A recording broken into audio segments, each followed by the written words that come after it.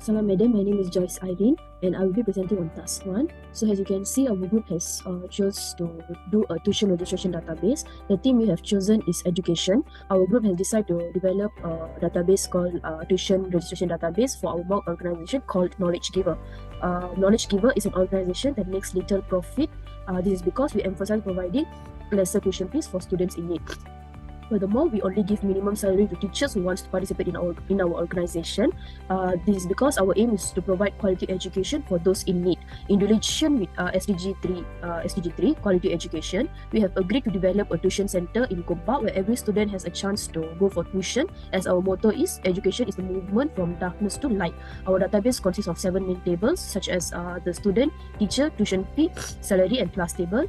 The reason for the development of this database is to ease us to store the crucial details of students, teachers, tuition fees, salary of the teacher, and the name of the students' classes. Also, our tuition center has gained many students. Therefore, developing a database will lessen our burdens, and also we can store as much as important details of information, and it will be a safe platform for us to store many details. Thanks for watching, madam. I will discuss the entities and relationship between in the ER diagram. The ER diagram consists of several entities and their relationships. First one is student ID tables that have student ID as a foreign key and teacher ID and class number as a foreign key. So the relationship between student table and fee table is one student have one or many tuition fee. Next, tuition fee table has fee ID as a primary key and then student ID and class number as a foreign key. Next, teacher tables that have teacher ID as a primary key, and the relationship between student table and teacher table is one student have one or many teacher. Next, relationship between teacher table and class table is one or many teacher have zero or many classes. So next, class table have class number as a primary key and teacher ID as a foreign key. So the relationship between student table and class table is one student have one classes. Lastly, salary tables that has invoice number as a primary key and then the teacher ID and class number as a foreign key. So the relationship between salary table and teacher ID is one and one. Only one teacher have one or many salary. Assalamualaikum warahmatullahi wabarakatuh. My name is Aiman Zahira binti Muhammad Zaki and my metric number is 2115676. So for this project, I will presenting about the class 3, which is data dictionary. So as you can see here, there are 1, 2, 3, 4, 5 tables in total, and each table has its own attributes. So for the student table, we have 6 attributes, which are student ID, student first name, student last name, telephone number, teacher ID, and class number. For the teacher table, we have 4 attributes, which is teacher ID, teacher first name, teacher last name, and cell phone number. For the tuition fee, we have 5 attributes, which are student ID, fee monthly, fee ID, class number, and register date. For the salary table, we have 6 attributes, which are teacher ID, invoice number, teacher first name, teacher last name, salary monthly, and bonus salary. And last but not least is the class table. We have 2 attributes, which are class number and class subject. So for the student table, the primary key is the student ID. It will be not null, so the user have to enter the student ID. So if the user does not enter the student ID, it will not the value will not be inserted. For the teacher table, the primary key is the teacher ID, same goes to the student table. It require a student ID to insert value. And for the tuition table, the primary key is the fee ID. The salary table, the primary key is the invoice number, and the class table, the primary key is the class number. So each of these table also require a foreign key. So for example, for this student table, the foreign key for this table is the teacher ID and class number, which are the primary key for table teacher and class table. For the teacher table, there is no foreign key involved. For the tuition fee table, the foreign key involved is student ID. For the salary table, the foreign key involved is teacher ID, and for the class table, there is no foreign key involved. Hi. So next, we'll proceed with the table creation. Firstly, we will drop all the table that we want to create, so it won't be any problem such as table and so on. Then, we will create the table and put all the entities and attributes in it. Also, we will add the constraint for primary key. Next, we will alter the table by adding foreign key constraint. As you can see here, this is the statement for entering the value. So start with insert to the name of the table, values, and the value that you want to put in. So this is the class tables.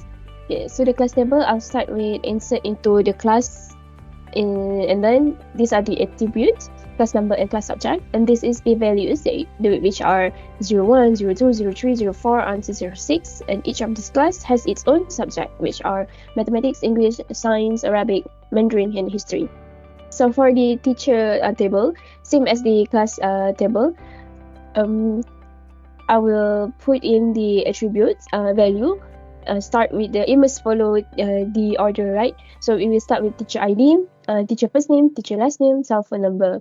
Okay, here I put some comment to show each teacher represent what subject that they teach. Okay, for the student value, there are 12 student value. Each student has its own student ID and their teacher ID and class number.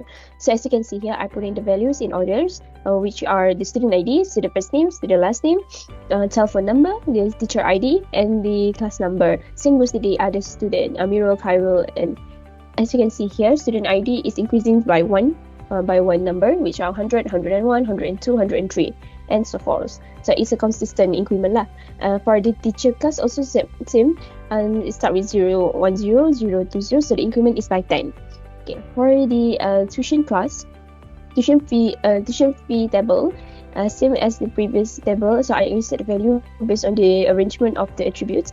So the increment of the ID, the increment of the fee ID is by 10 also. It start with 511, 521, and then 531, and so forth until 621. Okay. The tuition fee is involving the student, so the amount of value is equal to the amount of value of student. So if the student is 12 people, so the tuition fee, there will be 12 tuition fee involved. Okay, last but not least is the salaries value. Same goes as the other sample. So I will insert the value by arrangement of the attributes. So the increment of invoice number, the invoice number is by 1, which is 001, 002, 003, and so forth until 006. So each of the salary contain also the name of the teacher. Okay, so I will show to you the result of each of this statement. So this is for the class. So it will present the class number. There is no teacher ID. This is class subject. Okay, and then for the teacher value, okay, this is the teacher ID, teacher first name, teacher last name, and the telephone number. Okay, for the student, okay, there are top student. So start with student ID, student first name, last name, telephone number, teacher ID, and class number. And next one is the tuition fee. There are 12 rows of tuition fees because it's consistent with the student number of rows. So this is the student ID, fee monthly, fee ID, class number, and register date. And lastly is the salary table. Yeah, there is. How do I make it? Okay, this is the salary. There are 6 rows selected. So it shows the teacher ID, invoice number, teacher first name, last name, class number, salary monthly, and the bonus salary. Okay, so that's all from me. Thank you. So for task number 6, which is SQL statement. Firstly, list all the students registered for the tuition. So this is the result of the student who have been registered for the tuition that consists of 12 students. Secondly, list all the students who are studying in class number 3. This is the result that students studying in class number 3, which are Adam Nazri, Daniel Iman, Braden Sefs, and Jana Niana. Thirdly, find the teacher who have teacher ID is 40. Teacher that have a teacher ID is 40 is Ali Farish. Next, allow the admin to add a new student and display new list of the students. Insert the detail of the student and then run the statement. So the student already in database, so there's the new list of the student after add new students.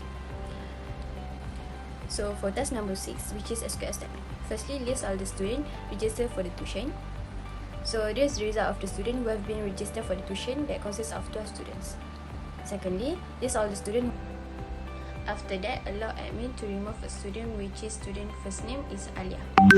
So this new list of student after remove Alia in the database. Lastly, allow the admin to modify teacher's telephone number, and then this is the result after modified teacher's telephone number for teacher ID is 30. That's all. Thank you. Salam Madam, my name is Joyce Irene, and now I'll be presenting on task 8, which is to add data. So this is a procedure called add student, to add the data of a new student. Now I will run this code. Okay, so the procedure add student has compiled. Now I'm going to add the student ID. So let's say I'm going to add 47, the student ID 47, and his name is first name is Adriel, second name is maybe Daniel, and the student telephone number, I'll put a dummy telephone number. Okay, and teacher ID, maybe the teacher's ID is 0125, and his class number is 6. So the PL procedure has successfully completed. Now I want to show Madam the ID that I add just now, and his name, the teacher's ID, everything is in the student's table or not. Okay, so you can see the student's ID, his first name, his last name, his telephone number, the teacher's ID, and the student's class is in the student's table. Thank you for watching, Madam. And now I will be presenting on how to retrieve data. I'm on the same task, which is on task 8. So now I'm retrieving data. This is a procedure called teacher's detail that displays the teacher's details after passing in the student's ID into the procedure. So now let's run this program and see whether this procedure can be compiled or not. Okay, the procedure teacher's details has compiled. Now, Madam, I'm having a problem to actually, when I execute teacher's details, the output is not showing. I have tried many times and figured out the error, but still I can't make it. So yeah, Madam, very sorry for the inconvenience, and thank you for watching. We will proceed with task 8, which is function. Function 1, calculate the registration fee total. They will receive a 10% registration fee discount if they enroll in 1, mathematics. In addition, they will receive a 15% registration fee discount if they enroll in 2, science. In case that data is not found, this will be stated. So here is the function. Firstly, we will create or replace function. Discount, class number in number, return number as discount number. We are using if-else function in the begin section and return the discount and end it. Next, we use accept student ID prompt. Enter the student ID for user to prompt the desired student ID. Next, we will declare the variable we have and begin the function by selecting fee monthly and class number from tuition fee. Next, V total fee is equal to V month fee minus V month fee times discount V class. Then the BMS output put line to print output. So firstly, it will print total registration fee before discount, and then if class taken, and also the total registration fee after the discount. Also, there is exception. When no data found, then the BMS output put line will print no data found for the specified student ID. When others, then it will return an error occurred. Then we will end it.